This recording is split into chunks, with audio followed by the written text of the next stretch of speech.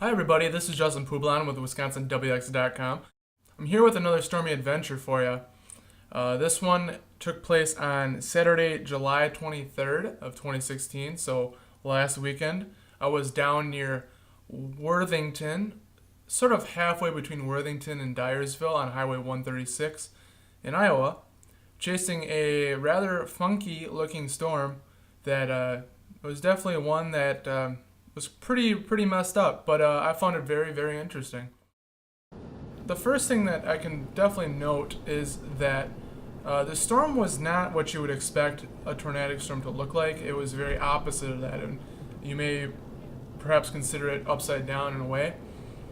And thankfully, this is sort of an area of expertise with a lot of screwed up storms that we deal with in Wisconsin. This was felt very home to me, so I had no problem kind of sneaking underneath there. So this is a time lapse of me just driving south. And you can tell, I got my camera aimed off to the southwest. You can tell it just doesn't look quite right. And you would probably argue this is definitely an outflow storm, but no, just wait a second. You gotta watch how, when I turn off, you're gonna see the frame push off to the right, and there's gonna be the wall cloud. And this wall cloud looks very disorganized, but it's definitely there. And immediately the first thing I noticed is, well, this has potential to produce a tornado if it hasn't already. It was warned at the time, and I just watched it kind of push up at me.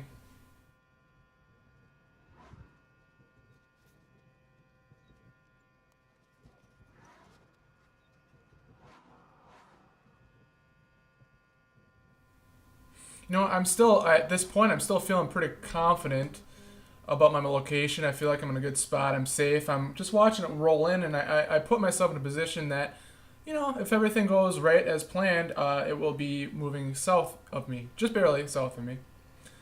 But then I noticed something happening right next to a clear slide. It was a very weird place, clear slide. I'll talk more about that, but you can see how this very strong vertical motion, there's almost no rotation to it, going straight up into the storm. From what I can tell, it is very strong vertical motion, so I aim my camera at it and try not to get too out of focus. And just about as the time I get my camera in the right position, it just sort of grows into a funnel. And from my perspective, and really my assumption is that this was pretty much a tornado. I'd say that the funnel was more than 2/3 the way to the ground. And I know that when I was standing there, it looked to me that it was below the tree level, at or below the tree level. So I thought, yeah, this is probably a tornado.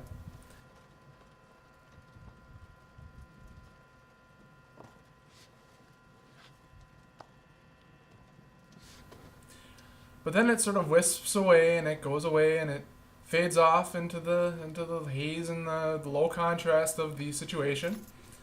However, we still have that clear slot there, and this is kind of irritating me a little bit because now my sweet position that I'm in is now compromised by this feature that could pop out at me at any time.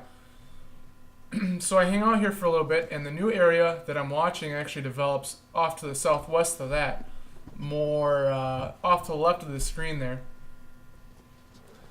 And you can see it right towards the end, and I'm not exactly sure if this is coming out of the haze or if it's developing in front of my eyes, but definitely something there. So my first reaction is to whip it around.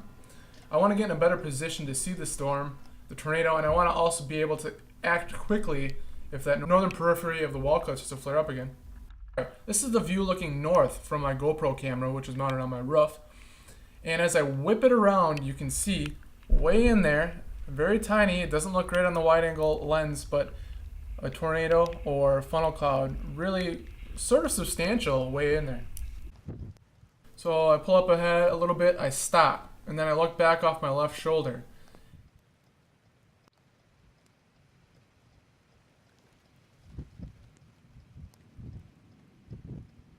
Now this is when I start noticing way underneath there, way past where I saw the funnel slash tornado earlier, is where that second to third tornado pops up.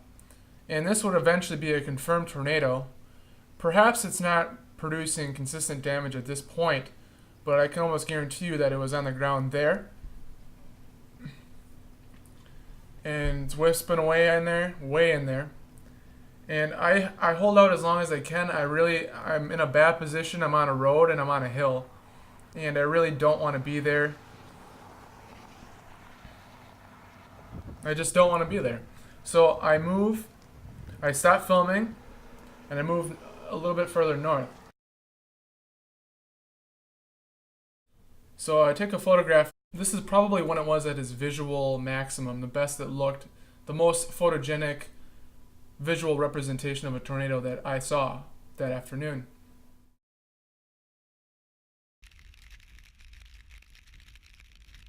I decided to book it out of there. I did stop one more time to take a look back, and I did see debris swirling in the air. Not too high off the ground. It looked fairly weak, with not too much of a condensation tornado above it.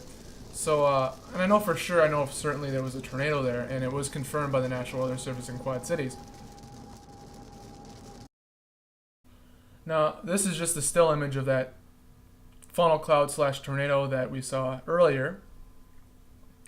And another low contrast, poor quality photo.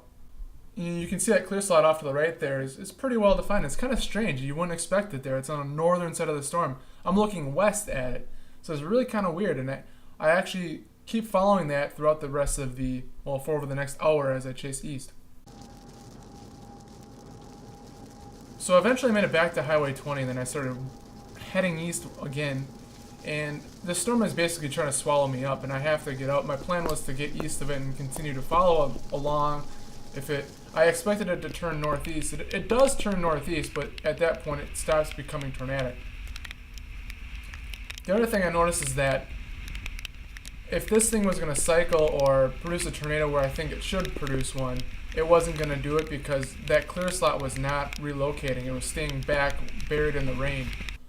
So that was definitely a key feature that I wanted to learn more about. But that's all I got for you today, so thanks for listening to my little spiel here.